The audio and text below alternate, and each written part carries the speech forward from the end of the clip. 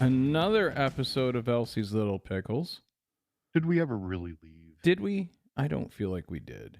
I feel like we've been in these pod chairs since the last pod. But Pretty much. I actually, have noticed out of doing a lot of editing, putting the shows together, that apparently I don't think it's a microphone because it's built for this, but I think it's the internet. The transfer of data from here to you to back to me and then back there. yeah. It does not like my voice. Well, that's It's possible. like my voice is too boomy. And so it just distorts. I mean, people use these microphones on kick drums and bass Right. cabinets. You shouldn't have any It- it- issue. but it just, the internet does not like my voice. It digitizes it sometimes. Well, Gives me an unnatural vocal fry. maybe we This is can. what a vocal fry sounds like. But I don't have that. It's just a James Earl Jones softness. Maybe the you got the cuddly Darth Vader about you. Princess Leia, why don't you hop in my bed? Wow, wow, wow. Bow chicky bow bow. It does kind of feel like we were just at this. However, we did have a holiday. Unfortunately, we weren't able to spend it together because of distance between us. But the question is would you want to spend your holiday with me? Yeah, absolutely. You spent so many with me in the past. Maybe you're just tired. Well, it's way better. See, I don't do holidays, so it really wouldn't matter to me. I don't do any of them. I honestly, I know. I don't do any of them. And I'm quick to try to force you into doing the holidays. Yeah, I know you. I always will find a way. I know you always I will want show me up to. with a ham on Thanksgiving because neither of us like turkey. And you know my love for ham. Yeah, ham. Honey baked. A mess of green bean casserole. Mm-hmm. We both love the green bean casserole. And I make that says Thanksgiving to me. Mashed potatoes, green bean casserole, some corn, pumpkin pie. Oh, gotta have a pumpkin pie with an entire can of whipped cream. Yeah, mashed taters. Yeah, the taters. I do like yams or no. Well, in America they are sweet potatoes. In the rest of the world, they actually have yams. The yams are not for sale in the United States of America. Yeah, I don't get that. It's a lie. It's a trade embargo. Yeah. But as you know, like I said, I don't do shit for the holidays. I don't participate. I'm not interested in them. I have long since let that ship sail. I can't get behind it. And I know, like if it's Christmas, people are like, "Oh, you're a humbug," or if it's Thanksgiving, "Whoa, you don't want to sell." It's a food. It's an eating holiday. Why, Easter. Every holiday is an eating holiday. Well, let's be honest. Let's be honest here. It's just Thanksgiving and Christmas. I think you get your Christmas dinner and you get your Thanksgiving dinner, and it's and you get it on Easter too. Easter dinner. Did we really ever have a Christmas dinner? I mean, on Christmas Day we would go out for Chinese. That's when that's when we would celebrate the dinner part of it was on Christmas Day. On Christmas Eve, it was always on Christmas Eve was cheese fondue, not a fancy fondue. I'm talking like the Campbell's cheddar cheese soup. I never understood it. I remember Mom explaining to me that the reason why they did what they did was because that was their tradition growing up. So they would do something like a cheese fondue. They would definitely do Limburger cheese and what was it? Pickled pig's feet. Pickled pig's feet and pickled herring. Pickled herring. And I thought, so to you, Christmas represents how many disgusting foods you can put in your mouth and not puke. You know what I mean? Because I tried all of it. None of it, and maybe it was because I was a kid. Herring, the pig's feet, the Limburger, I love cheese. It's just not that much. Well, and the fucking thing is that Mom would always prepare the house 2 weeks early for any visitation from family or whatever. I mean, it got to the point as she got older in age, it wouldn't be 2 weeks, it would be 3 weeks, then 4 weeks. It got to the point where she would have dishes put out, and we would have to rewash the dishes and all the place settings because they've been sitting out for so long, and they'd got a small You, film of dust on them. you ever see the movie Christmas with the Cranks? No, Tim Allen? no. Watch it. You will recognize the Dan Aykroyd character in the movie. Frohmeyer, I do believe his name is. And he is the amalgamation of auntie and mom, where everything had to be the exact same It every was year. fucking That militant. groundhogs. Yeah, it was Groundhog Day. That was the other part of it. It was like, it didn't matter which holiday it was. We all sat in the same spots, talked about the same shit, ate the same fucking food. It you know, I just ran out of patience with it. I ran out of, and then I started actually learning like how these things came to be, like the holidays came to be. You know what I mean? Mhm, And mhm. even in its simplest form, when I wasn't really like looking for it, you know, uh, a Good Friday, coming up on Easter, right? Since Yeah. Easter just passed. Good Friday. Oh, okay. So we're celebrating Jesus getting crucified. That, I mean, am I wrong? Well, let's be honest here. Good Friday is just a celebration of Jesus's 3-day weekend to go party. He Yeah. Well, disappears. He's just going to party. He'll be back in 3 days. see, that's the thing, though, is like, I think people really, yeah, it's like, I think he's on a 3 day. What did he sacrifice, really? Yeah, He 3 days. sacrificed a weekend. A weekend. Yeah. He was a partier. I just, He wasn't crucified. He was just hungover. I like the idea of celebrating Easter, all right, which for those who know, it's a pagan holiday. It's the idea of fertility, and it's not just Yeah. like fertility of humans. Astora. It's That's what Easter is named after, is the is goddess yes, Astora. the Greek goddess, right? Yep, I do believe Greek. Well, I'm pretty sure she was a Greek I goddess. don't know if I could say she was Greek. Well, Um, let's but do. the point is things are named after her. Not only Easter, but estrogen is named after her. Go figure. Yeah. I mean, that's pretty on the nose. But I mean, there's lots of things. Symbols of rabbits. Voodoo rabbits do a lot. They don't Fuck. lay eggs, but they fuck. Yeah, like as a kid, It's a symbol of fertility. it, that's what it's meant to be, a Yes. symbol of fertility. And I get they tried to attach, well, wait a minute, we killed him, but he got reborn, so that's the fertility thing part of it. Like that's how they got him in the beginning. But Yes, yes. Because to Christians, anything mythical has to do with fertility. yeah. Um so like as a kid, it was interesting. I We're don't gonna symbolize fertility, but you priests, you're not allowed to fuck. right. But as a kid, it was even more so. It was like real for Well, me. they're It not was allowed to marry. They can fuck all the choir boys they want, apparently. yeah. And we'll just move them around and pay when we have to and kick them out of the church if we had to. But Do they really ever kick anyone out of the church, or they just no, pull they them have back to the Vatican? no. They've Oh, they have. basically fight the equivalent, I guess, of being fired. Yeah, And I'm after sure how they many got though? pretty good. After 50 years of abuse, he was finally turned out. Well, that's what they do. Pretty sure though they get They kick in a decent. Nazi. They've got no problem with child molesters. Pretty sure they get decent like severance packages. Um. So let's see here.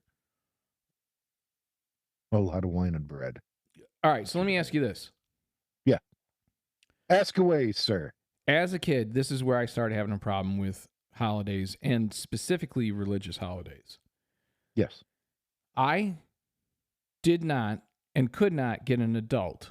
I tried to get an adult to give me an answer to this, but I couldn't. And I was probably 7, 8 years old, right? Mm-hmm. And I wanted to know. And I remember asking in a Sunday school class, I remember asking, what does a bunny or eggs or chocolate have to do with Easter?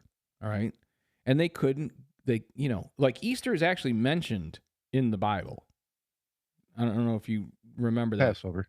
Well, Acts, no, they actually call it Easter in the King James Bible. Oh, really? Yeah. I actually did not know that. Yeah, it's Acts The 12. shit you say, sir. I'll have to check this out. I think it's Acts 4:12. I think is Well, that's easy to explain why it's even an Acts. Because Jesus was very fond of rabbits and using Easter eggs in his magical act. Yeah. It is. They would jump through the hole in his hands, Acts. and then when he was done, he'd use the egg to plug the hole in. Oh, we're gonna get so much mail on this one. So much. There's gonna be comments. There's gonna be comments. But in the Bible, Acts 12:4, and when he had apprehended him, he put him in prison and delivered him to 4 quaternions of soldiers to keep him, intending after Easter to bring him forth to the people. Okay, so Easter is in the Bible, and for whatever that's worth, I don't think the Bible's really worth the paper it's printed on. No, it's made up. But when the Council of Nicaea did.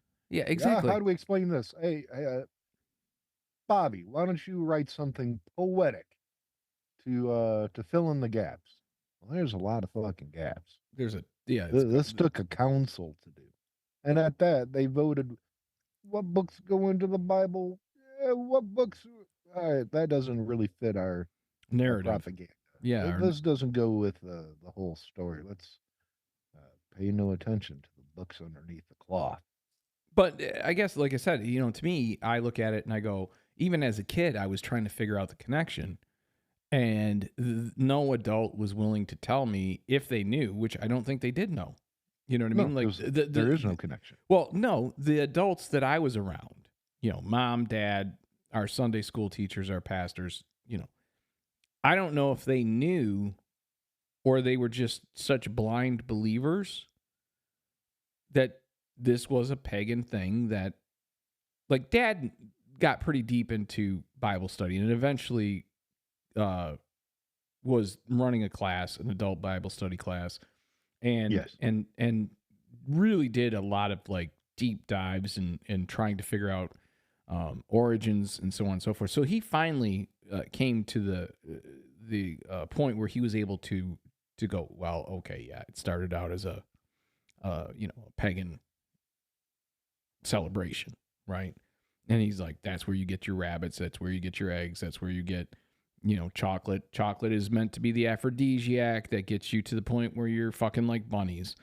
And the eggs are just representative of fertility. Boy, was the Vatican a buzz in those days. Oh, I can only imagine.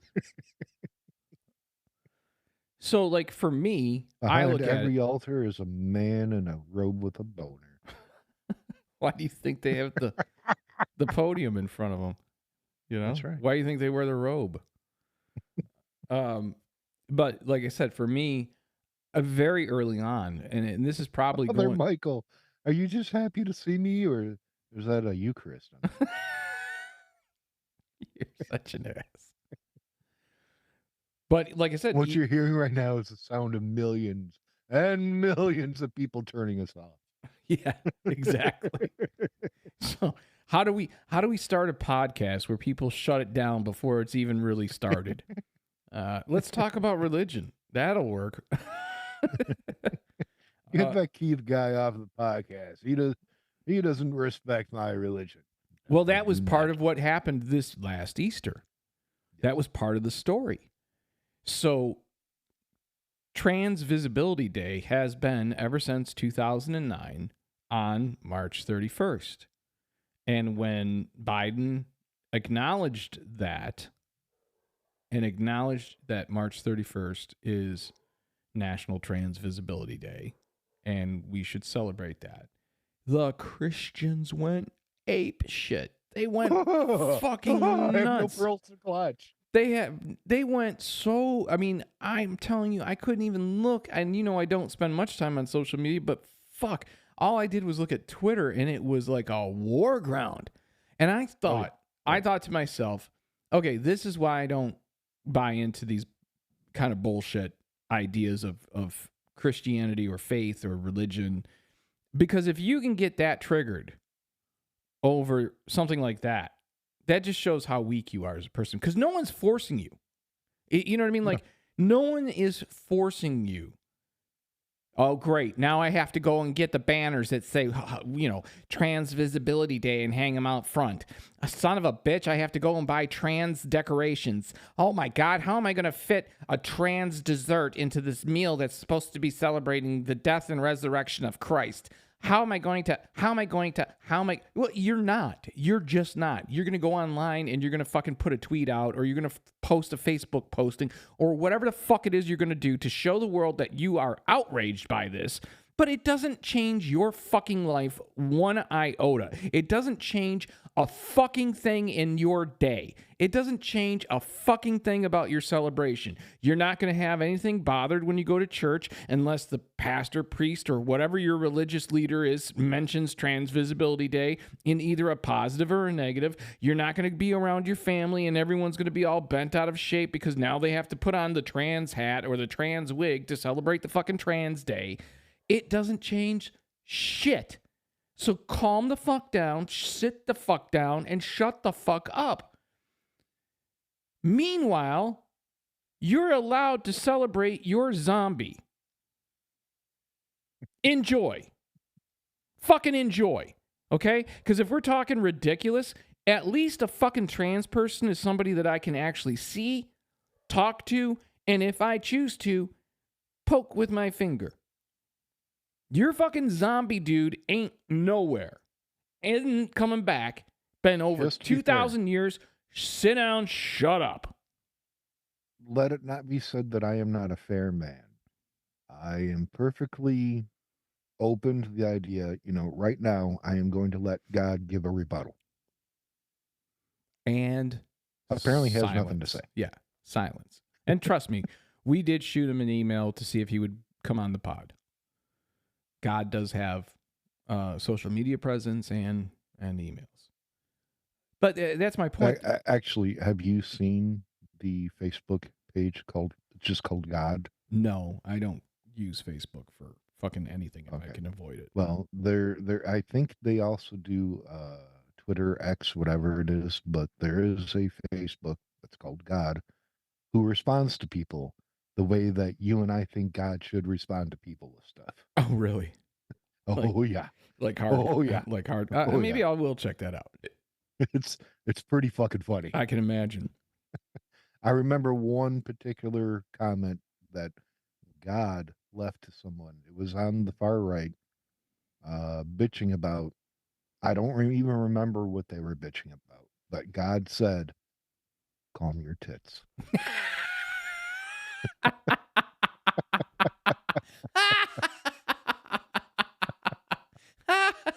I would love. And then when the person replied with that is not a proper response from someone that would be a deity, he again said, calm your tits, but only your left one, your right one is the party one.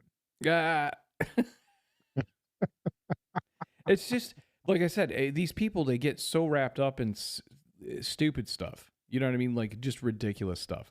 So in response to everyone losing, all these Christians and evangelicals losing their shit because Easter, which falls dependent upon a lunar cycle.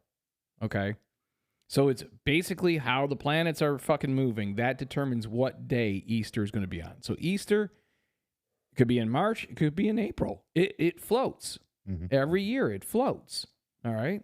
And they were mad because their Easter landed on Trans Day. Well, you know what else March 31st was? What's that? National Tater Day. Come at me, tater haters. Come at me. Come at me, tater hater. You know what else it was? Let me I just believe it say. was also National Balloon Day. Okay? So, Oh, what if they had a balloon that was in the shape of a potato oh God.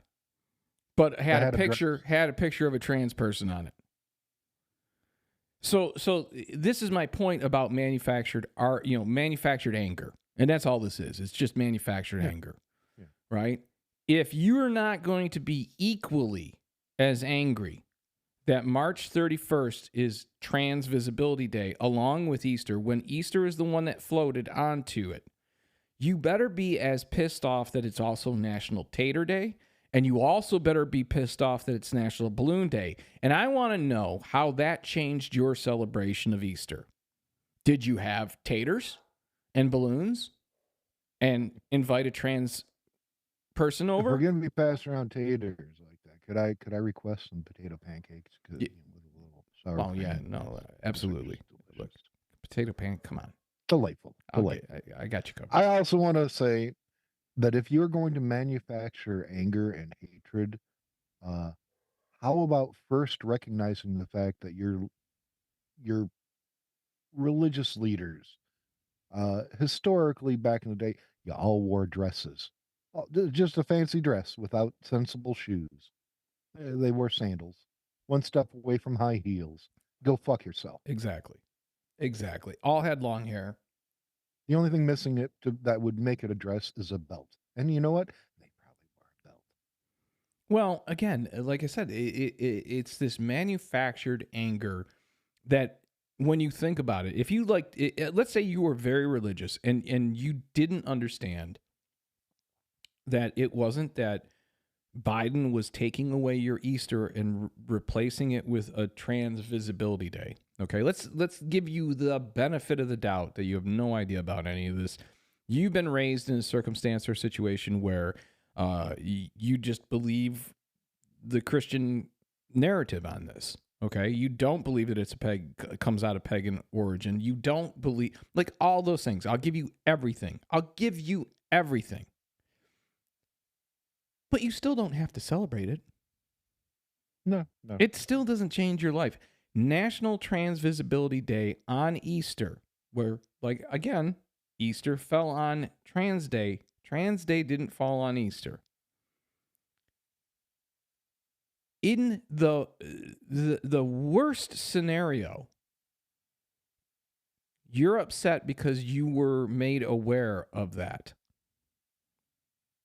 You know, It's not it just changing seems to anything. me that these angelic, God, I can't even talk because I'm so, yeah, Evangelical.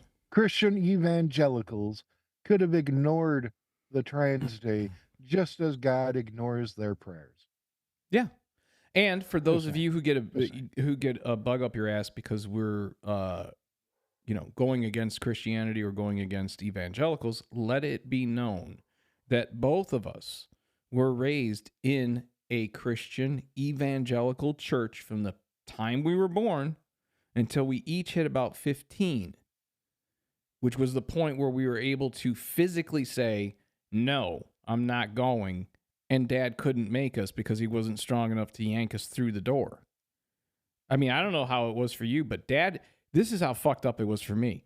Dad would go to church for the early service, drive back home in between, pick me up, kicking and screaming, drag me out, and make me sit in the car if I wouldn't go into the service. I'd have to sit in the car because he's like, you're going to be part of this family even if you're sitting in the parking lot. And then I'd have to wait for the service to end. Mhm. And once the parking lot was cleared, I was then allowed to take out the church's garbage. Okay? So when I say this shit, yeah, that was a negative experience, sure, and that may have turned me to a degree, but the reason I didn't want to go in the first place was because I had spent so much time in church and asking questions that no one was giving me answers to that I stopped believing it. I'm like, look, if you guys can't tell me why you believe this, or if you can't give me the history behind this, if you can't give me more detail behind this, other than it's God's will, guess what? Peace out. I'm done. What's that? Begat, begat, Yeah, begat, begat. begat. Yeah, fucking hell. Just leave me alone with it, okay? But with that being said, I know you've read the Bible. I've read it twice. Yes. I don't know how many times you've read it. How many times have you read it? Like front to I back? couldn't even tell you. Okay, I Couldn't know tell for you. a fact I've read it front to back twice. And the second time was to make sure that I wasn't misinterpreting what I fucking looked at the first time, because that left me going, are you kidding me? So there were a lot of points in the Bible, because you didn't have Dennis, did you? As Dennis. I don't want to say last names because Yeah, I no, I think I know exactly what you're talking about. curly hair was Yeah. the professor. Yeah. Yeah. Okay. So how deep did you get into his Bible study? Did you finish reading the Bible I with don't think him? I ever had Dennis. He was It was always phenomenal. Dad. He was great. He was actually Yeah. the one that had it not been for him, I don't think I would have made it to 11 years old in the church. But he was doing everything he could, and it was interesting because he taught it like it was a college class. So he didn't really play into the mystic bullshit. You know what I mean? He would try to explain to you like, okay, well that's a metaphor, or that's fancy language, or that's not really how it played out, but to make the story. But like he would try to deconstruct it and explain it to you in a way that was palatable. And had it not been for him, I would have been done with the church 10, 11 years old. He Sounds started like he was more of the Christian apologetic. in a way. Yeah, in a way. He approached it more from a professorial point of view, and you could say that would classify as apologetic. Yeah, I could see that. However, I mean, like I said, I mean, here I am at a young age, 7, 8 years old, questioning where the bunny, where the chocolate, where the egg, where's this coming from? And I, even at that young age, looked at Good Friday and looked at Easter with a bit of a raised eyebrow, because it was like,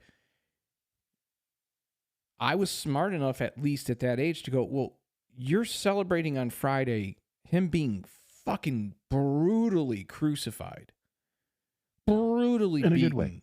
In a good right? way. But it's for my sin. And I thought to myself, I'm 7, 8 years old. I'm going, well, he didn't have to do that for me. I could just try to be a better person. You You know what that reminds me of? The documentary Jesus Camp. Have you seen I don't think I've that seen that doc? one. No. It's very fascinating in a very terrifying, sad way. Where this, 8 or 9-year-old boy says that, he became saved, a servant of Christ because he wanted more out of life. How much more out of life can an 8-year-old get? Like, See, tell me about your experiences. so that's part of the reason why, like, I I'm going to talk refused. about indoctrination. Well, that's it. So that was one of the things, like, for me, I refused, and I took a lot of shit for this. I took a lot of shit from parents, in-laws, you name it. I took a lot of shit for this. I refused, and I refused to take my son to church. I refused to have him baptized. I refused to allow him to be indoctrinated. And my argument was, you can tell a child from, the point where they can understand. I remember literally doing like coloring. I probably would have been 4 or 5 years old at the time, and sitting in one of those classrooms, and we were required to, color in Jesus coloring books, right? Yeah. So like I remember that vividly.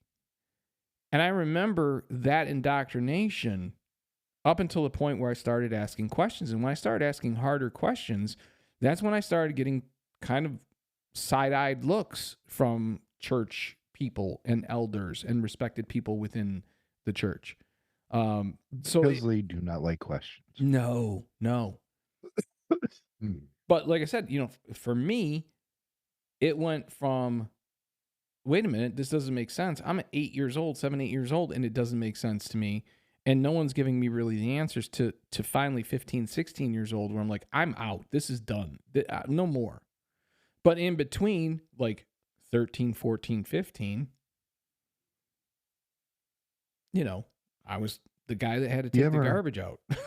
you ever notice that the least educated states in the United States of America are also the most religious? Well, I think that has to do with when you don't have any hope.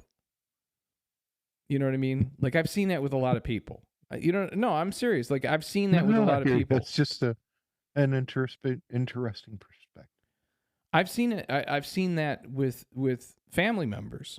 You know what I mean? Where something bad happens in their life, and they're just like, "I'm just giving it over to Jesus."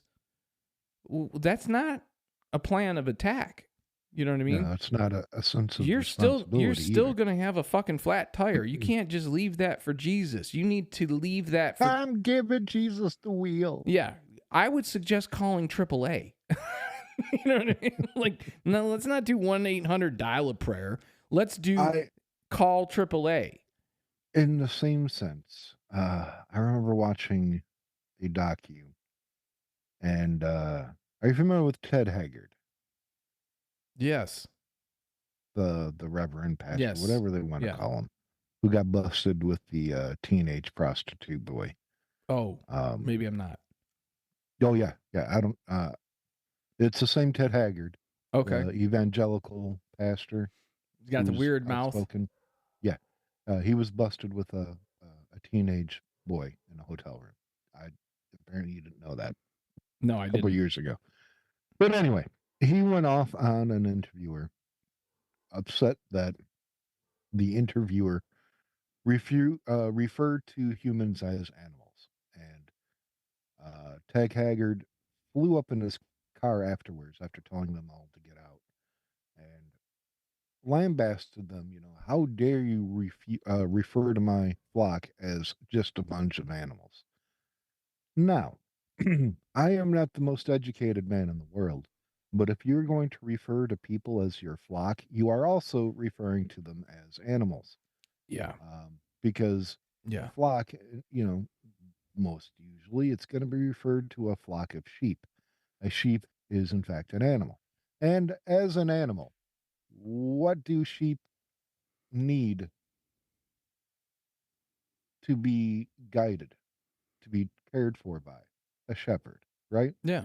So the idea that these sheep, humans, a congregation are sheep, and somebody, usually it is Jesus or God, is referred to as the good shepherd. What do shepherds do with sheep? They raise them to slaughter. My point. Did you know, and this is a funny side thing, and I wish I could remember where I learned this from, and I don't even know if it's true, but apparently somewhere in Africa they don't have sheep. Just for clarification, they fleece them, then slaughter them. Yes. But go ahead. I'm sorry. So somewhere, I think it's in Africa. I think it's some country in Africa. They don't the idea of a flock of sheep doesn't translate because they deal with pigs. Is it like a flock of seagulls? No. No, that's just cool. That's just cool haircuts. Do they have all really cool haircuts? Yeah. So they had to make it a flock of swine. So in this particular area, they don't say it, my flock. Ran. You know what I mean? They don't refer to it as my flock of sheep. They refer to it as their flock of swine. So now we don't have to fleece you. We're just going to make you squeal like a pig. In the name of the Father, the Son, and the bacon. Mm-hmm. The Sorry, Father, the Son, and the wee. So, like I said, what bothered me, pickled pig's feet. What bothered me the most about this Easter is the fact that people were just manufacturing all this anger for something that is not. I mean, the worst case scenario is you go to Easter to celebrate, or you have people over to celebrate, and that story gets mentioned. And if that story gets mentioned, guess what? Huh. You're now helping to bring forward that visibility. If no one mentions the story at your house, if you say, right out of the gate, put a little note on the door, we will not be celebrating nor discussing Trans National Visibility Day in this house all day, totally. If you can't not talk about it, go away. Okay? You have that kind of control in your house. You have the ability as a person to go, you know what? Uncle Doug, I don't want to talk about trans people being visible at all. You know what I mean? Whether you're pro-trans or anti-trans, doesn't matter. You have the ability to not engage in that conversation on that particular day with those particular people for any reason that you choose. And we forget that. We forget that we can say, you know what? I'm not interested in having that conversation. Just the same way we forget we're able to say, you know what? I don't know enough about that topic to have an opinion one way or the other. At this point, I know which way I'm leaning, but I'm leaning that way without any information. I'm leaning that way emotionally, not logically. So don't talk about it. Wait till you, and if you do talk about it, go ahead and talk about it emotionally, but realize that you're talking about that emotionally. And there's nothing wrong with doing that either. But don't let your emotion fool you into thinking that you actually know shit about that topic.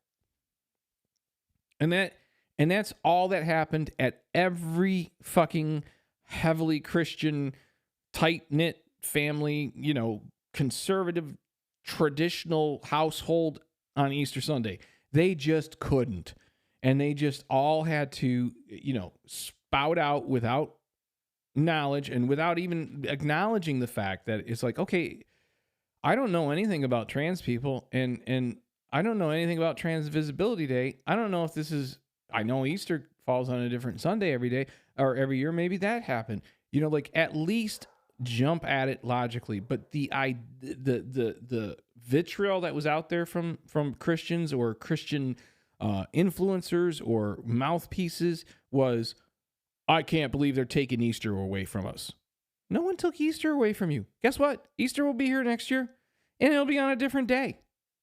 It will be on a different... In fact, I'm going to double check to make sure that I'm not speaking out of turn on that.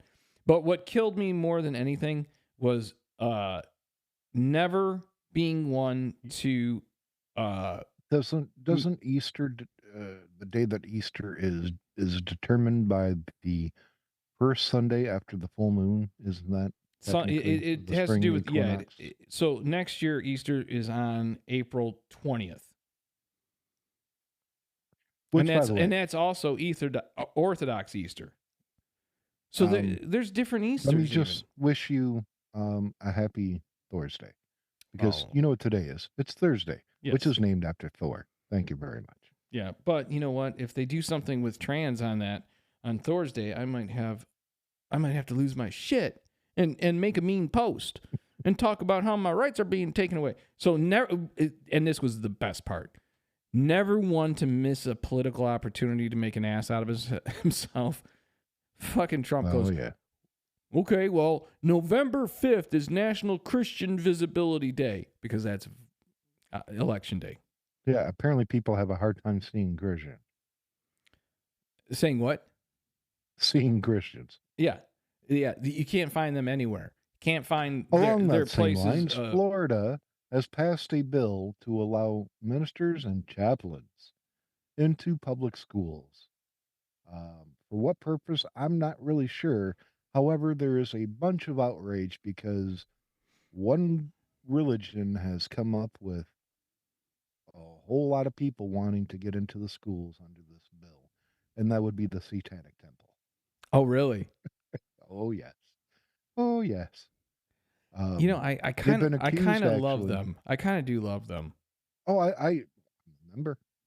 I am officially a card-carrying member of the Satanic Temple. See, I won't become a member of anything if I can avoid it. Well, you don't pay dues. I just purchased a card that says I am a card-carrying member of the Satanic Temple. because So they don't believe in.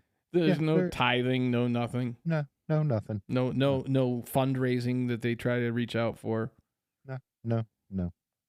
They ask people, anyone, if they want to donate time or money to events like After School Satan Club, which is about studying. It's like basically a tutoring program of, you know, education. Just has a really cool name. Um, Since there's also they menstruating. don't even talk about religion. There's like, you need help with your math? Yeah, that's exactly it. That's hysterical. That's There's awesome. also menstruating with Satan, which they collect sanitary equipment for women, pads, tampons, whatnot, to give away to the poor or anyone who needs them. Oh, there's just such horrible people. Yeah, they're terrible people. Terrible. Terrible. And as one, apparently one, I don't remember if it was a school board member or a member of Congress, somebody mentioned that the Satanic Temple is funded by all of their lawsuits that they launch. And this is also not true because quite often when they sue some school board or group, typically they sue for $1 because they just want to make a point. See, I like that. I like that. If Mhm. you can do that, if you've got the ability to do that, where it's like, look, I'm not even. You can't say I'm in this for the money.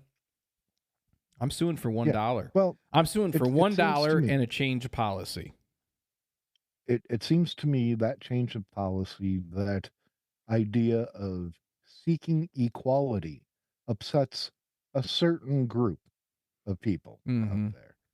And my question is, why are you so afraid unless you know how minorities or people who don't have equality have been treated in the past? Well, again, I think it always goes back to. I think it always goes back to power and control. You know what I mean? If you think about it, so like in marriages, they'll say that the number one cause of divorce is money and sex, and I disagree with that. I don't think that that's right. I think that that's a very superficial way to look at it. But I think honestly, what it boils down to is jealousy and control. You know what I mean? So like, if Probably. you're trying to control whether it's the family budget, the image, family image, like you're worried about how you look to other neighbors. You're worried about, whatever whatever it is that you feel like you might, you're holding on to that. You know what I mean? So in some families, the wife handles the budget. The wife handles paying the Hmm. bills. The man just goes and works and brings home the money, and she may or may not work or may, stay home and be a stay-at-home mom, whatever the case may be. But when the guy is told, no, you can't have $1,000 for that stupid fucking drone that you're going to play with for, a week, and then it's going to sit on a shelf. And that guy gets mad because here he's the breadwinner and he can't necessarily frivolously spend $1,000 on a fucking drone. That might cause a problem. That problem could become more of a problem. They could argue. She could feel like he's not paying attention to her. She could have an affair. He could have an affair. Whatever the case may be. And then it's like jealousy, control, control, jealousy, control, jealousy, jealousy, control. It's a back and forth. And I think that that's what you see with these, hardcore Christian nuts is You they feel like they're losing control. So now they're starting to speak out more. you just brought up drones, which reminded me of a news story slash video I just watched last night that was absolutely fascinating. It was two American F-18s flying, and their payloads were 103 12-inch drones. And you got to watch the F-18s launch the drones in flight Really? over targets, right? Yeah, Just yeah. not even not actually over the target, just in the generalized area. and AI clicked in on the drones and guided them. And you got to see where they looked like a bunch of spaghetti on the radar, and then they lined up in a straight line and just swept an entire area of about 60 miles, Just blasting the shit out of it. just blasting the fuck out of everything. Where was this supposedly? Was this like an exercise or was this? It was just an exercise. The drones were created by MIT, and you got to watch them all line up within seconds of each other in a straight line. They moved across their target, then they singled out a single target, like How basically many an drones? area 103. 103 drones that they 103. launched. Correct. Oh, All wow. at once. And these swept across an area in a straight line and then got to the main target and broke off into just a circle. And all they did was circle this area of like 3 square miles, bombing the fuck out of that next, That's and then returned. fucking impressive. Nothing was guided by man. It was all done by AI. And it That's was reported terrifying. that each target was about the size quarter, of a quarter. So they had. And the accuracy was 100%. Now, saying that, we talked about a civil war just just a week or two ago, Yeah. and yeah, Gravy Team 6 is going to spend about 45 seconds out in that field if it comes down to them against the actual military. And as the fat ass is dipping his McNuggets into Oh, wait a his minute. I have to sweet and correct you. sour sauce. I have to correct Yeah, you. It's not Gravy yeah. Team 6. It's Meal Team 6 and the Oh, Gravy See, Seals. I call the Gravy Seals. I call them SEAL Team Mix 6 is my pet name. They're so But stupid. They're so stupid. it's just the idea that you really think that your what is that, an AR-15 bought at Dick's Sporting Goods is going to even stand a Dick's doesn't even chance? sell them anymore. That's Well, there you go. so that's my point with You gotta this go to idea. the gun shows at the flea market. Well, no, they can still go to the regular gun shops. You know what I mean? So like you can go, you can go to a regular No, gun I store. hear But you. I just to like your poking the point, bear. you do make a good point. And the point is no matter how much ammo you have, no matter how many like over the counter weapons that you can buy, you're still not. You're buying consumer grade. You're not buying military grade. And even if you are doing everything you can to convert it, and you convert it to automatic, and you're still just talking guns. You know what I mean? Even if you get a 50 cal, you're still just talking guns. And we're talking they can launch drones that can hit a quarter. Fucking what chance do you even have? Oh, I'll hide in my From house. 5,000 feet up. Yeah. Oh, I'll hide in my house and I'll make a bunker. Okay. So, like, okay, great. You make a bunker. Well, do you think that your bunker is going to be better than any of the bunkers that Saddam Hussein was in? Do you think that your bunker is going to be like, they can literally at this point scan the houses and see if there's where the life forms are. Each of these drones was 12 inches wide. I'm sorry. What were they but shooting? Last I checked, what's that? What were they shooting? Like, That they would not release that see, information. that's what I'm was curious out of about is if they're only 12 inches wide, they can't be carrying a large payload. big enough to cause mass devastation. That's amazing.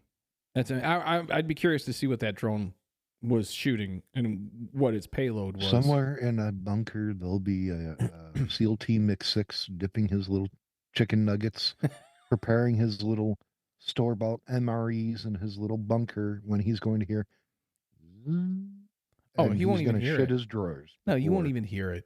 You won't even hear it. And that's my point is all these fucking knuckleheads calling for civil war. You And, know, and once it's there's just AI in everything, it's like not going to think of work. AI as a wireless 5G network that if you have a drone, what would it take to over control that drone? Take control of that private drone. Right.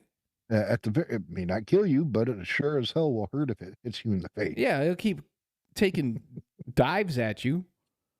You know, Yeah, just saying. there's just all I kind. just wanted to bring that up because I found it fascinating.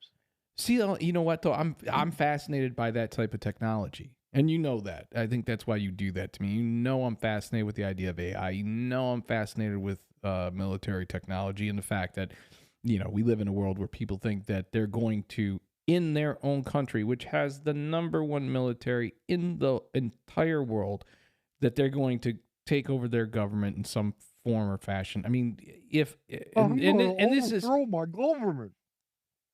this is no like not no disrespect to National Guard, okay, but you're not even going to be able to go up against National Guard. No. You know what I mean? Like, even if it's just the older dudes, that are just trying to get whatever benefits they can get, you're not winning. They've got better equipment. They've got better everything. They've got better everything. You're not fucking winning.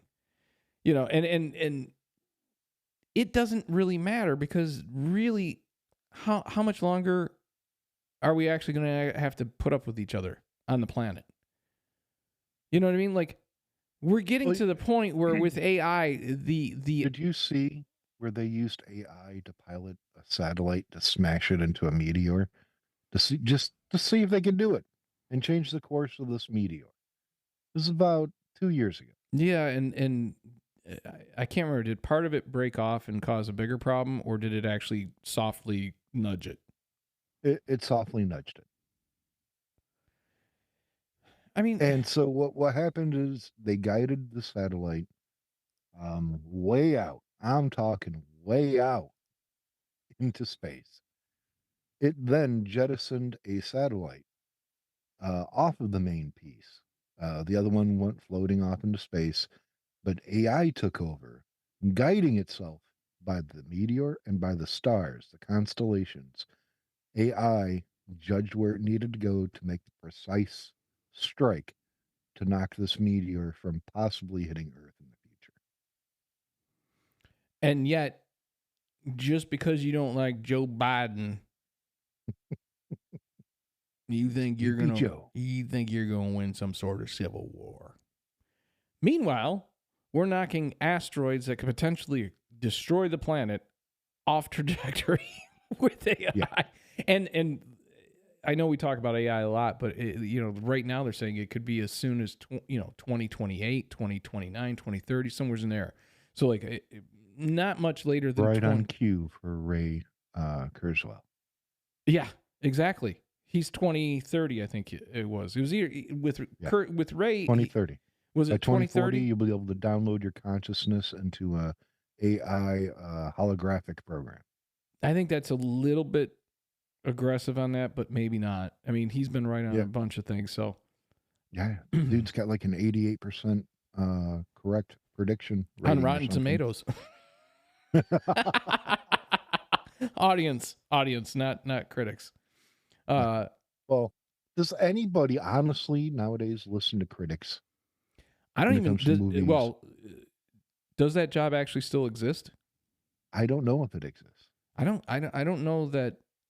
I mean, maybe it does, but I don't think Lord anyone. knows I haven't been to a movie theater itself since I think it's been 2 years Well, since it I was went probably to see the pre. Batman in the theater with Okay, a friend of mine.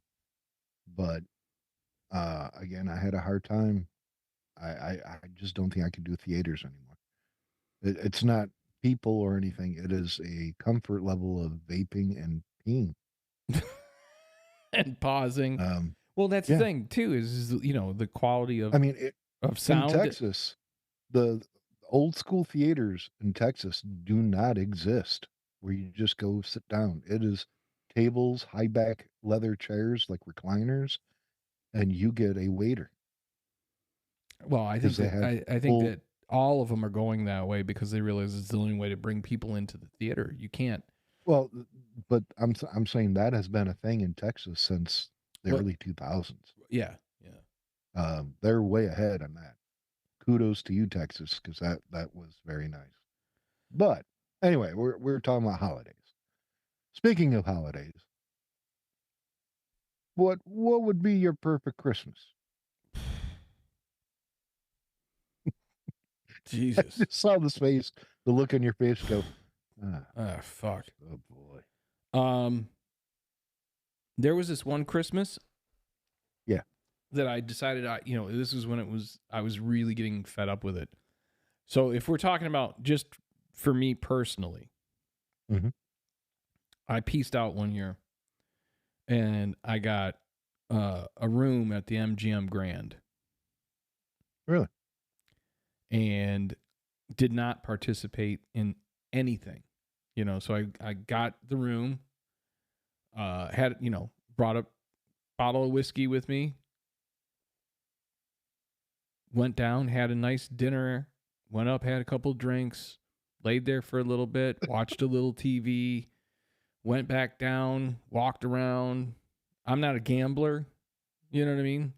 But, Yeah, neither am I. drop a couple bucks here, a couple bucks there just to entertain myself.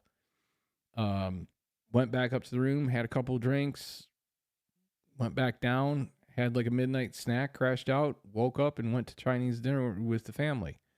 With mom and Yeah, dad. And I think that was amazing. I think it's interesting that both you and I are not gamblers. Yeah. My significant other and I went to the world's largest casino in Oklahoma, and she gave me $100. She took her 100. She likes a particular slot machine, and after a couple hours, She was um, taking your 100. well, that only happens 50% of the time. She has pretty good luck. Um, there are many times we were up a couple of $100, Mm-hmm. more times than not. But again, when it's all said and done, I still had my 100 because Not giving it up. I'm not built that way. I'm I'm just not like either. I'd rather have it in my pocket and See, that's save it for a rainy day, or I would rather go buy a pair of great boots with like $200 and gamble $200. yeah. Yeah. So like I would rather go spend like my whole thing was, all right, when we're done, we're gonna go have a really cool dinner at the really nice place in the casino here. mm-hmm. And I'm going to use my $100 that you gave me for gambling to go pay for. Right. Like I'd rather spend the money on a really nice meal or a nice experience. You know what I mean? Whatever that experience is, it could be Correct. going to a show, it could be going. But I was like that as a kid because literally one of the very few things, like if I had earned an allowance or had a job, because again I started working when I was 11 Mhm. because you were allowed to back then. All my money went to either purchasing something that I really wanted, like that little black and white TV, or it would go to an experience like What a great buy that was because you used it and then you passed it on to me, and I used it for the Atari and the Nintendo. and then mom and dad used it in the trailer. Really Yeah, that came out of the trailer. interesting. Yeah, that thing fucking it was. I paid $100 for it, brand new. It was Mhm. like a 4-inch screen, black and white, had AM FM radio, and that was it. There was no tape player or anything like that. Oh, you're talking about the The little little carry, portable one. yeah, Yeah, I remember using that in the old Airstream yeah, yeah. That's where when it I was a ended up. kid. Um, but even at that age, like let's say we were out camping or whatever, and I had some fuck around money. I was the one that would be like, okay, I want the experience. So, but I was judicious in that. You know what I mean? So like if we Mhm, went mhm. to like the common area and they had video games or you could play pool, I would only use a certain amount of that. You know, like I was very, very into restricting how much money I was just going to put into a game.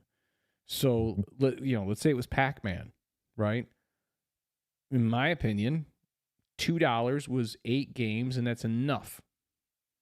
I'm not going to spend more than $2 because I don't want to be without that money for whatever my next experience might be. Because I was thinking ahead, like, okay, well, we're going and we're doing these things. And maybe if I have the money and I want to buy something or I want to do something that mom and dad don't want to give me money for, and they're like, well, you got to take it out of your money, I'll have the money to do that. And that's the way I look at gambling, I think, is to me, it's the endless video game. It's the endless, you're just giving your money away. So, like, to me, I'm not interested in that. And no matter what the thrill is or what I can win, I'm not really interested in that. It goes back to when we were talking about lottery. So, like, the Powerball now is like 1.2 billion or something like that. Yes. And you know what? I can afford 5 tickets when it gets to that point. But when it was at, 750 million, I'd get 1 ticket. That's all I need for my I tend to play more when the amount is lower. I do that with the classic lottery. So I'll play classic lottery when it's, $1 million, 2 million, 3 million or whatever.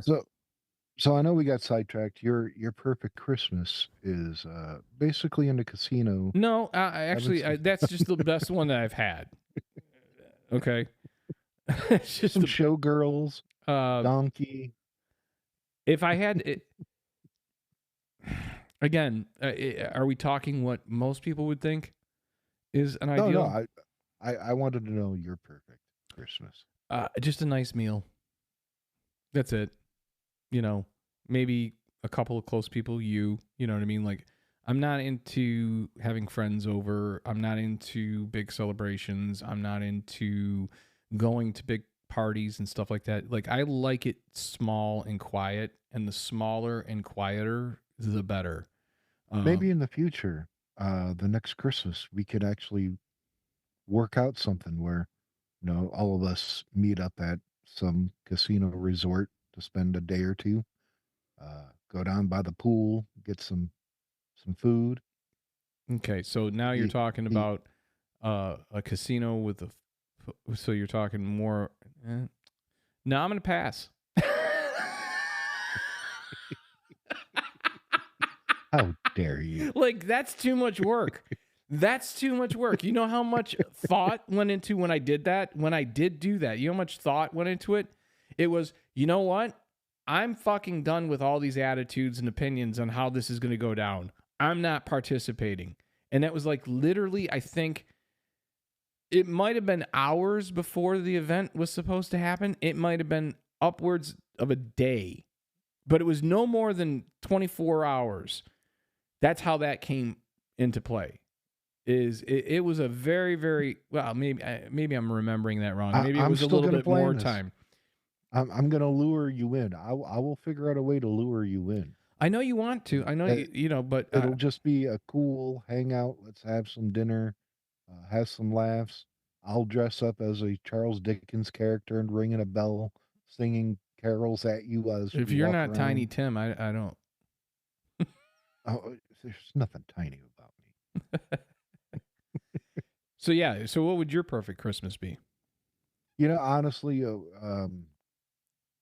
I dug the Christmas Eve opening up the gifts. It's probably because I have good memories. But if I was to throw a Christmas, I would have family come over Christmas Eve, have a cool dinner. Maybe so you would want to host. You would want to host. Yeah, I have no problem hosting. I fucking hate hosting. I don't ever want to host. Well, the trick is not overthinking. I've learned from our family. And no, that's not the reason. Up in the morning. That's not the reason I don't want to host. The reason I don't want to host is because I want to be able to leave when I want to fucking leave and not have to deal with these people anymore. It's totally selfish. It has nothing to do with any anxiety.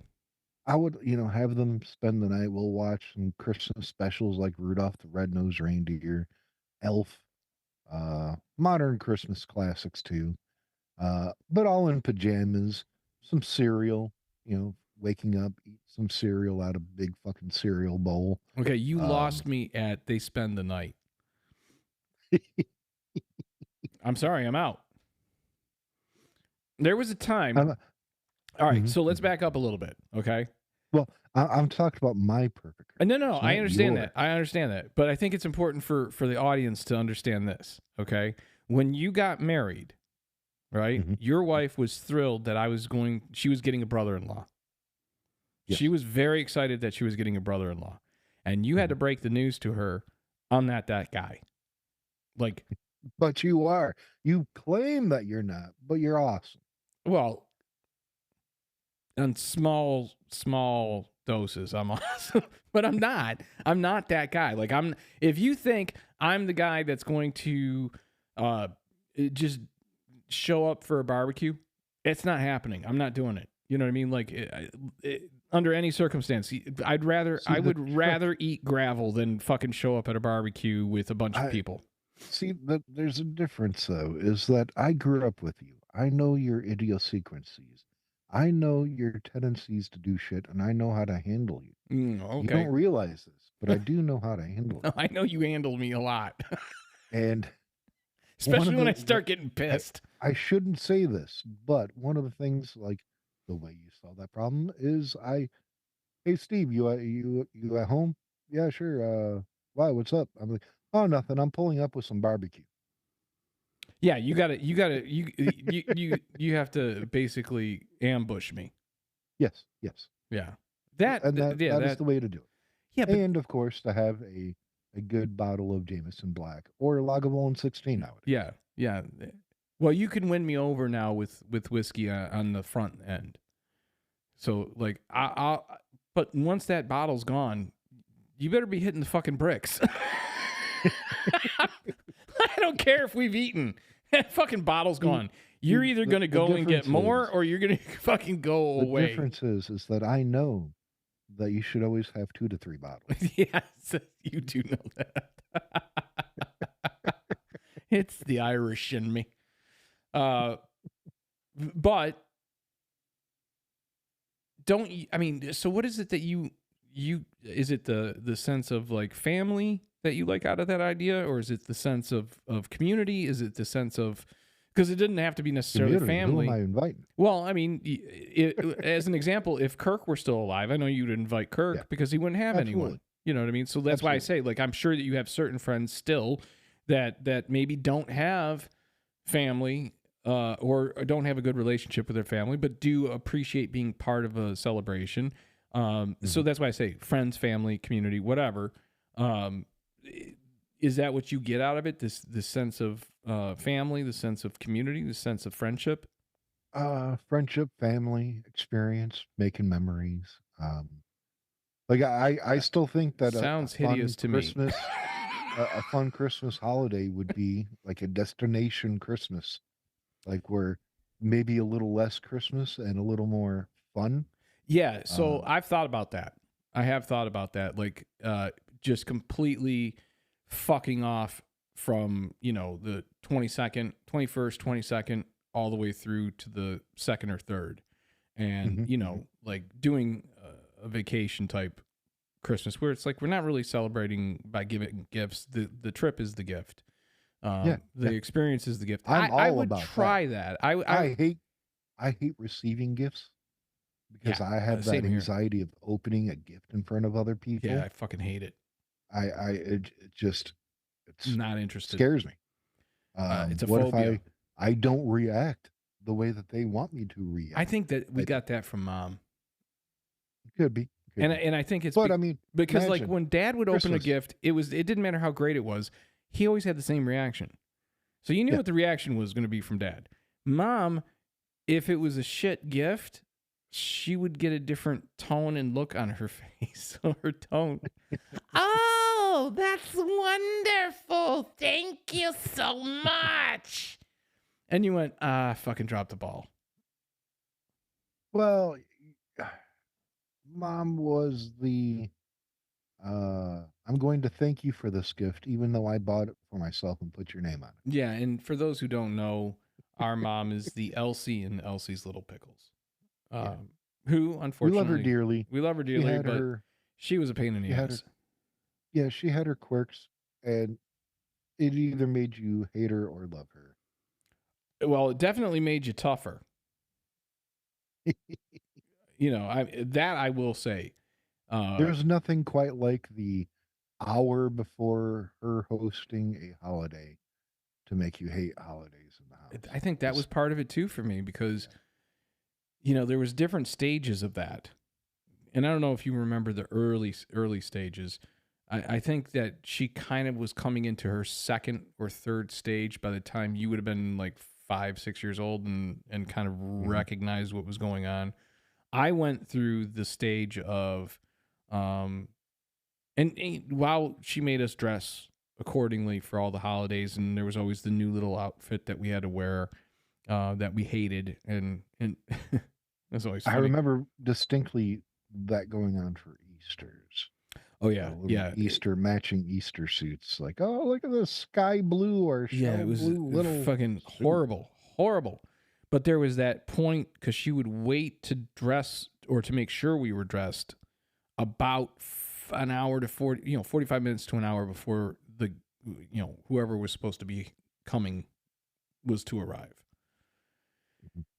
And when you're fucking 5, 6, 7 years old and you're in an uncomfortable new little suit that you fucking hate and you're looking at and you even know. I mean, I had one that had ruffles down the front at Yeah. one point. You know what I mean? She made me look like I was a Irish kid at a Puerto Rican wedding. It was horrible. Horrible looking. I remember the ugly looking sweater vests. Oh God, I God, hated I those. hated sweater To vests. this day, I won't even look at a sweater vest because of that. I don't even like sweaters, I won't. I let don't alone either. a sweater I vest. won't wear any sweater. There's no sweater that I wear. No, no. You know, I mean, I was just in a store and they had those Irish what are those called? the The white sweaters, yeah you know the what I'm our talking about? start, Starts with an A. yeah, it Yeah, starts with an iron something. Aaron. Um Aaron. yeah. I was like, "Oh, that would be kind of cool." And I touched it and I was like, "Yeah, Nope, I can't don't do like it. Mom sweaters. fucked I that will up. never wear it. Nope. See, that's Can't the do it." thing. Like again, I know you want me to be on board with holidays, It's but it's like touching fleece for me. God, I oh hate fleece. fuck I fleece. hate fleece with a Same passion. here.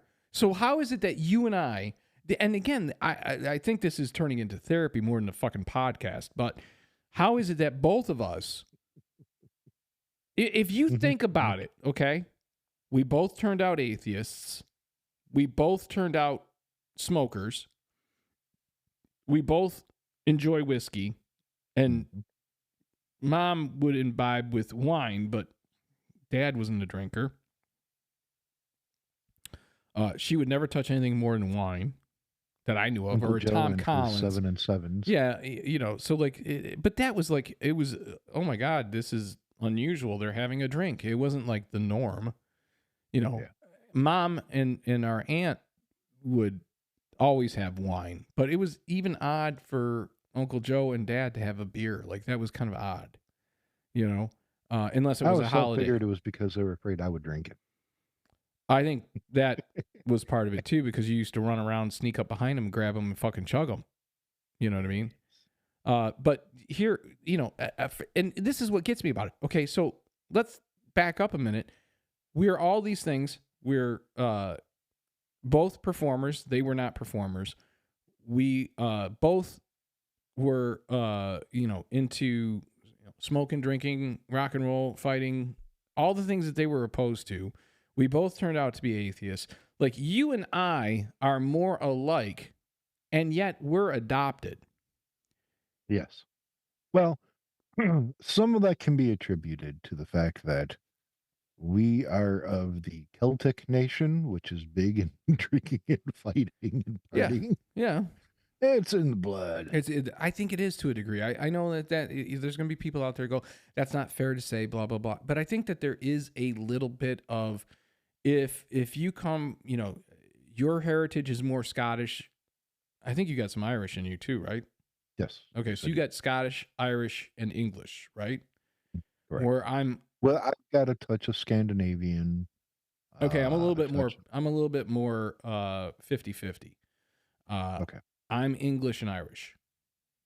I am technically, according to my DNA, 99.8% European. And when you look at that, they all drink, smoke, and fight. That's kind of a good time. I am almost a first generation American. That's pretty impressive. That's pretty impressive. But what kills me about it, like I said, is this idea that here we are, we both fucking hate sweaters. We both hate fleece. I gotta believe that a lot of that just comes from our background. And that you and I just kind of like we were forced to deal with these things from usually I mom I or always enjoy auntie. when people will come at me with, "Oh, your ancestors bought and sold slaves here in the United States." Not me, man. My family were in the hills of Scotland fighting for our rights. Thank you very much. Yeah. We just learned that we're going to play some bagpipes. We're going to dress crazy. We're going to scare the shit out of our enemies, and then pull out knives and kill them. See, me, it was, again, it was more of the, we'll have a couple of drinks until you say something shitty, and then we're going to end up outside fighting. But And then afterwards, I we're going think to have a that, couple more drinks. yeah, and then but if you look back, like even with me and you, Mhm. that has always kind of been who I've been. Like, I want to have great conversation. I want to laugh more than anything else. I want to laugh and make people laugh. That's always been the thing. Like, everything else in life is a distraction from something that could be fun and you could be laughing about. And that's the everything that annoys me. You said that very, very succinctly, and you said, when you were talking to Dad, you're like, Dad, you don't understand. Any problem you bring to Steve, he's happy to help you with. But tap dancing to get there, that's not going to work. It's not You going to go can't over do it well. because all you're doing is preventing him from getting to the point where he can be laughing again and making people laugh again. So just tell him the problem. He'll have a solution, and then life moves on easy. I don't like the bullshit. I don't like the like I love a great conversation, but I hate small talk. If that makes sense. What do you think of the weather today, Steve? I couldn't fucking Isn't care it less. crazy? And unless there's a dick joke in here somewhere, I'm not interested in this conversation. And I think that for me is more genetic. I think that's more nature, not nurture. But I think the nurture I'm part, I want to try to upset the apple cart. yeah, you were always the one that was poking. If I was the bear, you were the one poking. Oh, I would poke. But going back to Maybe the an occasional holidays, tickle. that's all it was, and it was like, you guys are, you like, mom and our aunt would talk on the phone 2 or 3 times every single day for Yeah. upwards of, if it was a short conversation, half hour. Yeah. Like, there was never a conversation that they had was not at least a half hour. And that would happen 2, 3, 4 times a day. Every day. And then the holiday would come and they would act like they hadn't had any conversation and they would do small talk. And it drove me nuts because I'm like, look, I heard you bitches talking about this already. What are you doing? So I don't know. Like, the whole idea of family get-togethers, and again, I know you love it and desperately trying to get me into the frame of mind, but I don't know that I'll ever be able to. Not How about in the classical sense. what's your perfect Halloween? Oh, see, I used to of all of the holidays, that's the one that I do still have a soft spot for. But oddly, probably haven't really been into it for the last 5 to 10 years. I love watching all the kids dress up. And I like the idea of dressing up for the kids. But specifically in the last, I don't know, 10, 15 years, it seems like Halloween has become kind of a, how can I dress like a fucking slutty whore holiday more than anything else? God love them. God love them. But that's all well and good if you're going to a Halloween party or you're going to go to a bar. The problem is those are the last two places I ever want to fucking be on any day, much less a holiday. So the idea of being able to appreciate it as an adult, that went out the window probably when I was about 25. I remember being at a costume party at a bar. I was performing, and it might have been 30. But this bar had a Halloween comedy show, and I got hired to do the show. And it was really weird because it was like everyone in the audience was dressed up in some fucked up costume or whatever, including the couple that won, that came as some sort of like legit foam monster type thing that would blow smoke out of the nose. And it was like it looked like it was probably a $7,000 costume that each of them had on. It was legit and amazing. But they're stuck in this fucking costume trying to wiggle their big fucking foam asses all through the bar, knocking shit over everywhere. And, you know, like the costume was set to kind of like, I guess there was an automatic thing where it would blow smoke out of the nose. Like it was, you know, like it was a dragon or some shit. And it was just on this little timer. So every like 10 minutes, there'd be this big puff of like dry ice or smoke or whatever the fuck they were using. Right? And it was distracting, you know, so that was probably the last time I actually enjoyed it. What would it take from, again, at this point, I just enjoy watching the little kids running around. Like I can totally enjoy that holiday through a 7-year-old's eyes. Do you remember back in the day, the costumes we would get at Trevor Jack? Yeah, the fucking plastic. The plastic rubber banded on face mask. And you get so pissed if that band broke because then you had to use kite string and tape. Yeah, or you're just screwed. Or you're just screwed, yeah. You just couldn't wear the mask. The amount of sweat that would pour out of that mask whenever you tilted it up to eat a piece of candy. Oh, it was disgusting. And you always had to try to sneak a piece of candy before mom and dad checked it. Because everybody was absolutely sure that somebody might have slipped a razor blade into a Snickers. Yeah. Yeah, that was always the worry, was that there was going to be some sort of pin. The police department would run a metal. We never got to that level, luckily. Well, they had it available. It just, mom and dad just were they were like, what's the worst that happens? We have to run them up the road to the fucking ER. like they were all panicked like at 6:00 when we went out. But by the time we got done at 8:30, they'd be like, whatever. Did you know that the whole razor blade and apples or candy for that matter, this is bullshit, never fucking happened? It never happened. It never happened. It was on urban legend. The only time that there was an actual poisoning, it happened once back in the early 70s, late 60s. And it was the kid's father that did it. Well, maybe that little motherfucker should have been paying attention to what his dad said.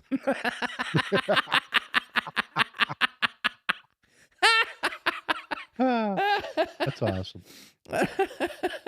And we have covered before Thanksgiving, ideal Thanksgivings, which is, to me, I don't like turkey. Give me a ham, smashed taters. Yeah, I mean, we already talked about green that. Bean casserole. Even earlier. But I forgot about the football. I'm a sports guy. I love football. I'm happy as a pig and shit. Just having some ham, some food. Okay, so let me ask you this. On Thanksgiving, okay? On Thanksgiving. Let's say you're going to be in town, right? Yeah. Yeah. Let's say you're going to come in town, you're going to visit family, you're going to visit me, whatever, right? Thanksgiving Yeah. happens. Yeah. Your choice is you can watch the game on TV, or we go down to Ford Field and watch it in person, and then come home and have dinner. What is your I would rather watch it on TV. Same. I Absolutely. I've gone to see football games in person. It's It's fun. great. It's fun. However, And I you don't even like can't see football. shit. I don't like other people. Um, I've had better experiences at U of M's the big house with people around me than at Lions games or any pro sports because I've seen the Cowboys too live. But I'm more into it if it's on TV. I can go have a cigarette if I want to. I can go take a leak in my own bathroom whenever I want. There's something I have about having no home interest. bowl. Yeah, it's just I've seen it. Um, it's just it's not an interest to me to see it in person on like So Thanksgiving. that will give you an idea how I feel about the holidays. Okay? I've done it. I've seen it. I've participated in it. I bought the t-shirt and I'm done with that experience. I mean, that's really what it boils down to. You know what I mean? Like I realized I actually was asking myself because I was like, you know, I really kind of felt bad that I wasn't into it and I kept saying no to How about what is your perfect New Year's? uh Dun sleep, dun dun. couple of drinks and go to, and crash out. Really? Yeah, You're I'm you're not gonna go to interested. bed early? No, I'll stay I up for it. You know what I mean? Because I typically stay up that late anyway. I won't stay up for New Year's Eve because it's New Year's Eve. I'll stay up for New Year's Eve because I go to bed after midnight on the regular. You know, okay. so like, but to be perfectly honest with you, you know, again, a nice little meal. It doesn't have to be fancy. You know what I mean? Like, my favorite memory, Yes. of New Year's I Eve, was about to get to this. we had gotten to the point where we had convinced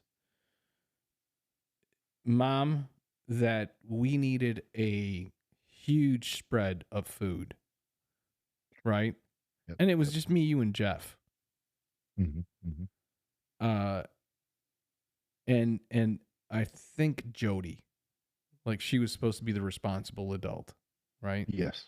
Yes. So she was, I don't even know. She's like 7 years older than us, I think. Somewhere's in that neighborhood, right? So she has a family Well, friend. older than you. Yeah, 7 years older than me. So she's a family friend, grew up down the street. Mom raised her as one of her own. Did a lot of things for her. And loved her like a daughter. You know, her and her sister Jill. So Yep. I was about to say Jody and Jill. yep, Jill was a little bit older. My And pseudo mom. oh yeah. Yeah. Both of them were like pseudo moms to us, right? Oh, you remember the story? Oh yeah, where she said that. Oh, no, I don't remember. Was it she said told a teacher She that ran. you were her kid? Yeah, yeah, just to fuck with her teacher. Yeah, yeah, So something I would do. and so funny. Um, so we had gotten it down. I had kind of negotiated it, and got just ridiculous amounts of fast food for us. So Yeah, it we was like the had big party pack from Taco Bell we had or like 40 tacos. yeah, and not to mention the giant 6-foot sub from Right. Cubby's. So we would get a 6-foot sub, like 30, 40 tacos, and at least 2 pizzas. Yeah. Right? Back when Little Caesars gave you the 2-for-1 deal and it came in that paper package that you Right. just tore open the top. Yep. Pizza. And on top of that, so that was 1 year. But on top of that, we also got like 3 or 4 bags of crazy bread. I think we got one bag of crazy bread a piece. Yeah. So what we were going to do with all this food, who fucking knows, right? But we got it. And 1 year it was McDonald's, I think, and we got just regular hamburgers and cheeseburgers and like I think she got Yeah, like that was never as good as the tacos, which were good hot or cold hours later. Still and ate them. yeah, we'd just eat them. And if you remember, what did we do? We played Atari all night. Yeah, yeah. We didn't fuck around with anything else. We just There took was the one turns. year we had those giant Tinker toys that Yes. we made the forts in the living room. Yeah. So like those Yes. holidays, but again, where were mom and dad? They were fucking gone. Where was auntie, Yeah, uncle? Aunts, uncles, all that fucking gone. at the Elks Club They or were doing their own wherever. fucking thing.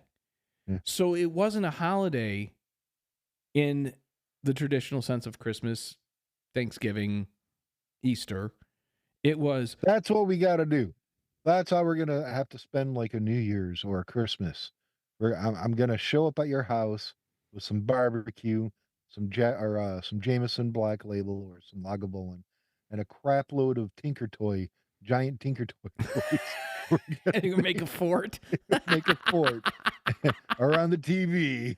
But see, that's the thing though, is if you remember, we made that thing so big, and then the opening was so we could like where we pulled the opening apart, we would fold that part of the blanket up so that we could just sit there and either watch TV or play video games. Yeah, because those were the few times that mom and dad would allow us to put the Atari on the big TV. Right. Right. That was a big deal. That was a Yeah, it big was. deal. It was in And color. and the sound from the speakers would fill that So little tent. 10. Oh yeah, that. See, now that, but that's what I'm saying though is that's not a holiday. That's you're just there with your brother and your cousin,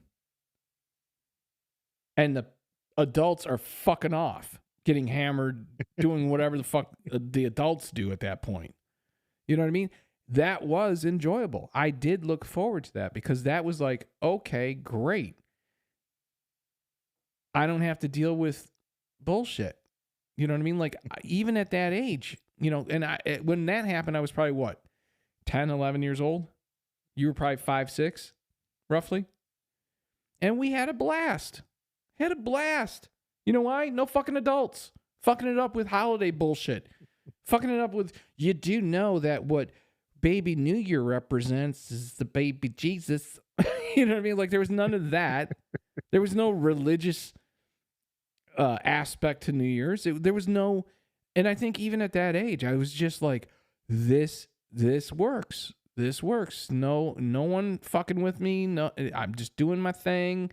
I'm just enjoying. I'm entertaining So myself. let me ask you a trivia question. Why do we have our trees inside of houses and decorate them? Well, I know that it goes back to it was a Germanic tradition, right? Yeah, it was a pagan thing. Well, it was pagan, Um, but yeah. specifically out of Well, Germany. anything that isn't Christian is pagan. Well, Let's yeah, let's let's just say that. But but it it was comes out the of out of Germany when they would bring an evergreen into the Great Hall. And that right even as a symbol of coming spring. right to remind you that spring's coming. Yep. But there's so many things like that. I think the bulbs. I think represent those magic mushrooms that grew in that area. The red and white ones that are basically Dun dun dun dun dun dun dun Santa dun Claus. dun Yeah, dun dun dun dun.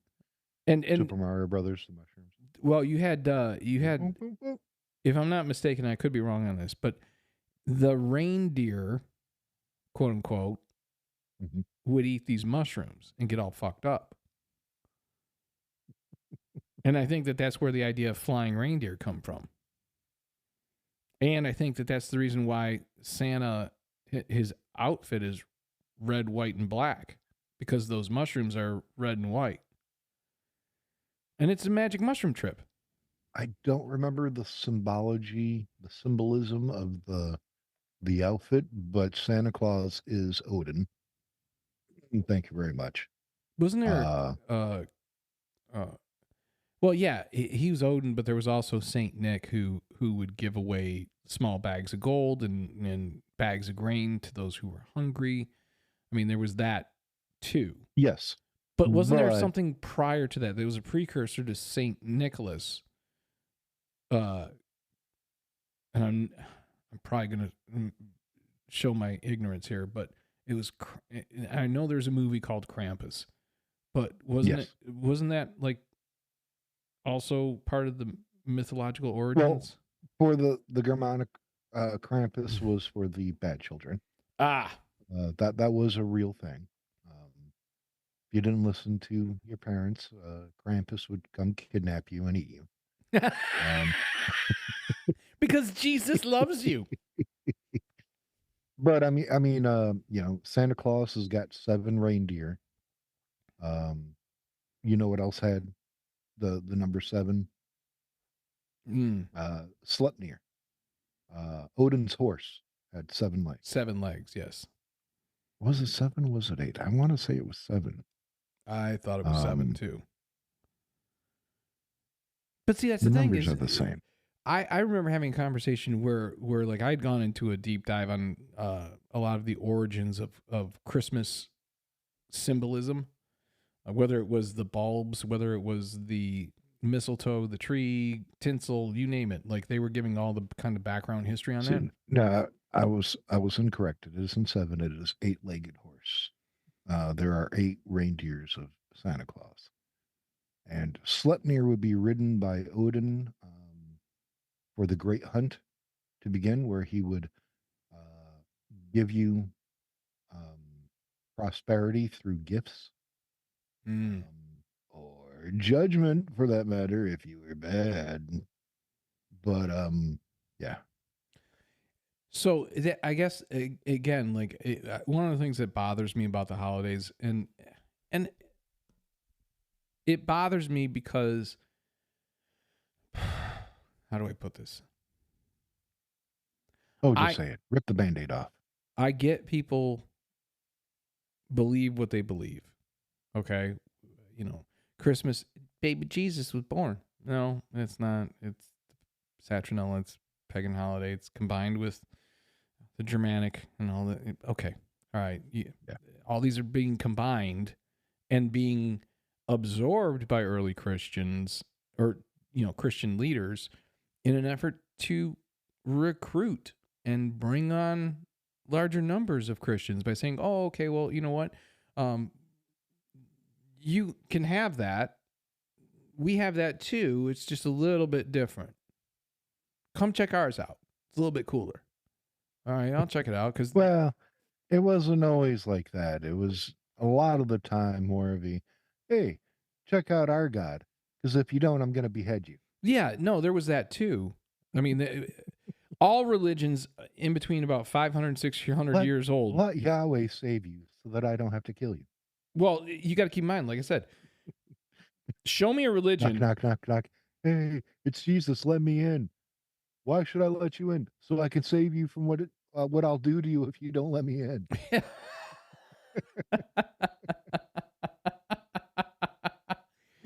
And that's why we have Passover.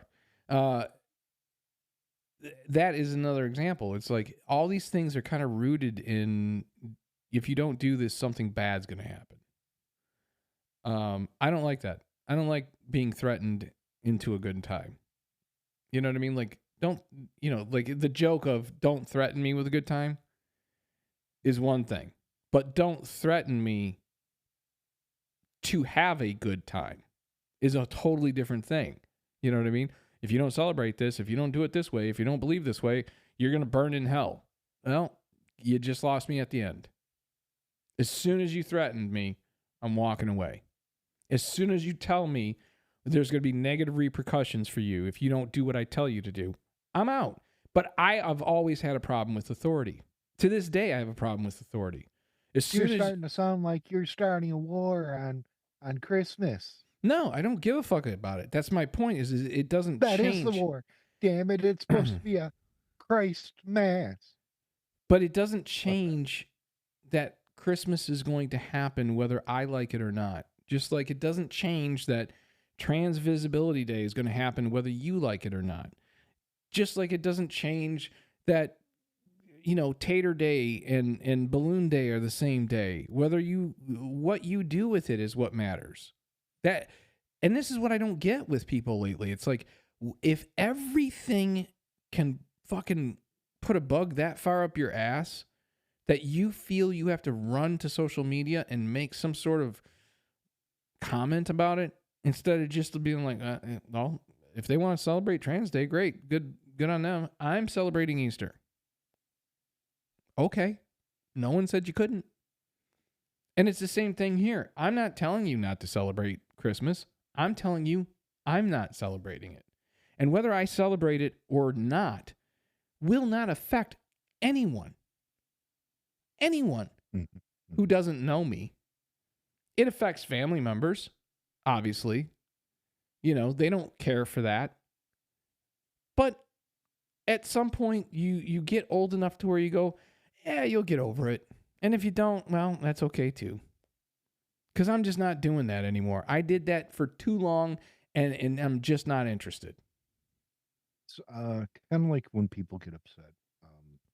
Me personally, if I hear someone say, "Hey, Merry Christmas," I will say Merry Christmas back. I don't. Yeah, I I'm don't have a not problem so with sensitive enough that I'm gonna. What I'm talking Oh, why about. don't you say Merry Yule to me? Oh, I didn't know.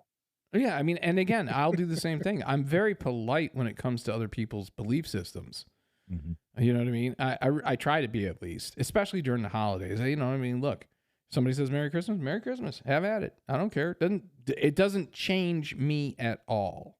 It doesn't affect me at all. You know, and maybe if I'm having a bad day, I'm like, yeah, whatever, okay. You know what I mean? But I don't care what you believe. What I don't like is this consistent and constant, and it's not just Christianity. It's Christianity in the United States. It's Islam in you know, the Middle East. It's Judaic belief in Israel, and certain parts of New York, but and Hollywood. It is more. It seems to be, at least in my opinion, you have a higher concentration of Christians and Islams in those two different geographic areas. Islamics. What did I say? Islams? I meant Islamics. My tongue didn't keep up with my brain. So, like in the Middle East, you have the Islamic faith, and a lot of those people who are feeling like the power is slipping away are pushing to become more theocratic. Same in the United States.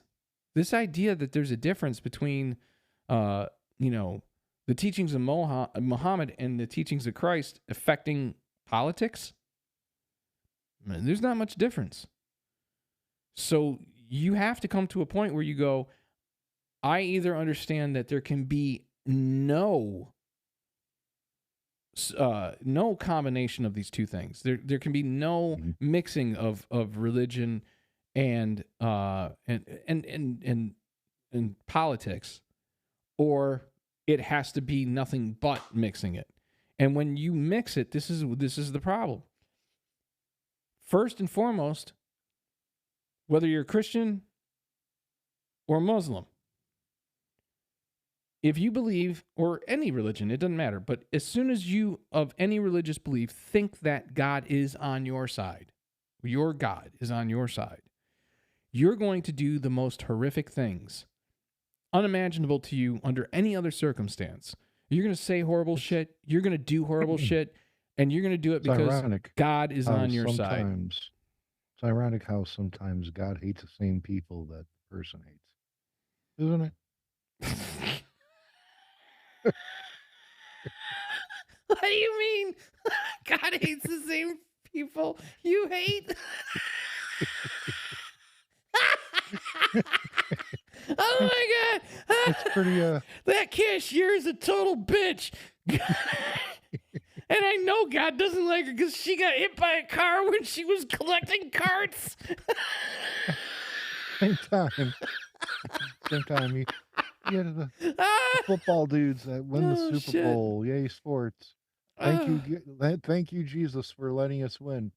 That implies that Jesus hated the other team. Yeah, that's exactly where I'm going with that. Is like, as soon as you assume that you have God on your side, whatever God you're talking about, whatever faith, whatever religion, you're going to behave in a horrific way because you think you can do no wrong because God has got your back and is on your side. And I think that any country or any political, ideology that would run a nation based on that, you've already seen it not work. You know it doesn't work. You know it's fucking horrible. Why do you keep doing this? Oh, it's because God told me to. Well, maybe you need to speak to a therapist. Maybe I you need remember. you know what I mean? Maybe you need to bring this back down to, it's one thing to believe. It's faith. I don't get faith. Okay. I don't have faith. I'm not interested in it. I'm interested in fact. I'm interested in proof.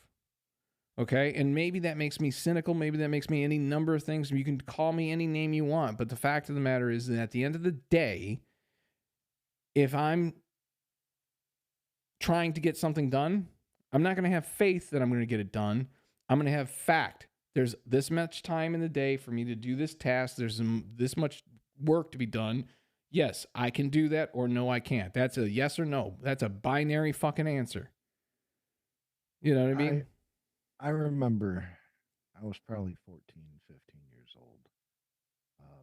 And I got to be an usher for a church service. We Oh, I hated that. Oh, walked up the middle with the man, they collection made me plates, do passed them that. down the aisle. You got to skip part of the sermon though, because you had to do stuff in the office, like after the plates were passed. Oh no, I didn't. I didn't But get there to. was I had to stay at. They had me sitting up. It may have changed for you because of me, because I was like the guy that did it for years. Like I had no choice, Mhm. and I started getting bored up there, and I didn't realize that people could see me past um the podium, Mhm. and I got in trouble. Let's just leave it at that. I got in trouble. I don't remember what I did, but I got in trouble. I might have Well, fallen asleep. I'm talking about just being an usher rather than the what was it, beat the Acolyte. candle bitch I was the boy acolyte. thing. I was the bitch candle boy. I did that for a while too. But as an usher, we collected plates, went into the office, and there was a guy that was always an usher, Harry, who was a hysterical individual. Like he would always crack a joke. He made everything fun. And we were separating cash from checks and the ones, tens, fives, whatever. And one of the members of the church had written a check.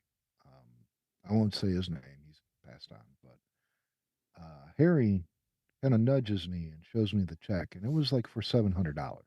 Jesus.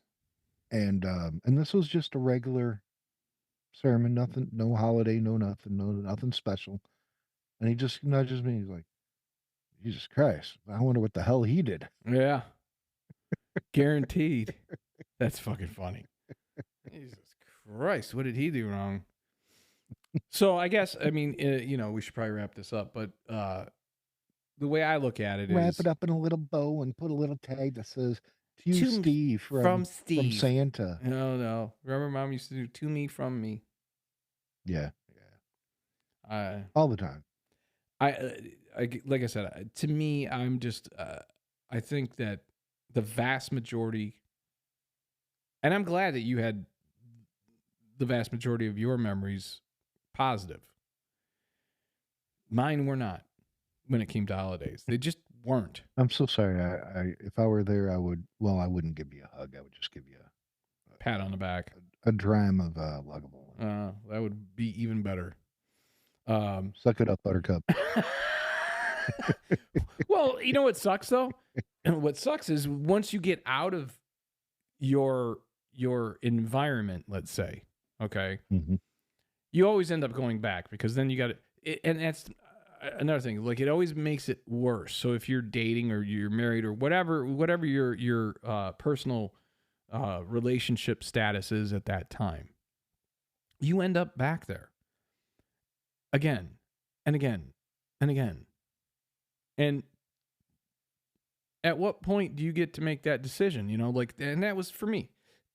I was like, oh, okay, well, now I got to do it this way. And now I got to do it at that house too. And, now I'm doing it twice or three times. Or, oh, now I got to go visit a friend too. And it became too much. It just got to be too much. And there's always disappointed feelings. So, like, if you're in a relationship, one side It's like, we got to spend more time here, or we got to spend more time there, or you're not balancing it out, or you didn't make it for dinner. So it's like always an argument. So as I got older and the holidays, come around, and I'm dealing with my son and trying to make sure that he gets time with everyone that he needs to get time with, I just got to the point where I went, the fuck am I doing? What am I doing? And once he was old enough and I didn't have to do that anymore, like once he hit 18, I was like, you know what? I think I'm an adult and I can say no. And that's what I'm doing. I'm just saying no. It doesn't bring me joy. It doesn't bring me happiness. And you know what? Most of these people I wouldn't choose as my friends.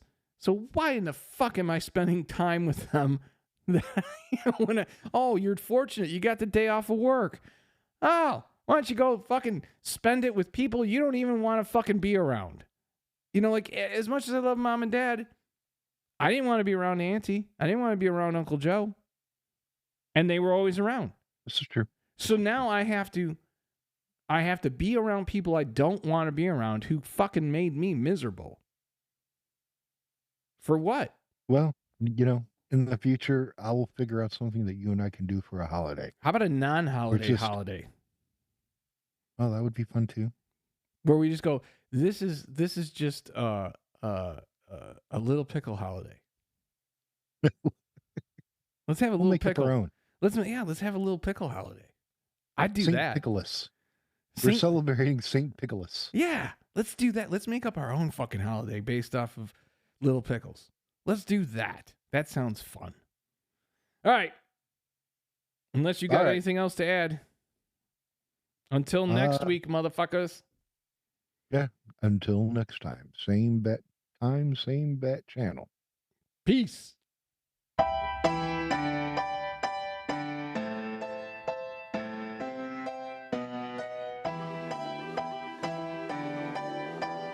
This is the outro. Welcome to the outro. Now. I'm doing all of that. This is the outro. Little pickle outro. Say goodbye, Keith. Goodbye. Say goodbye, Keith. Goodbye.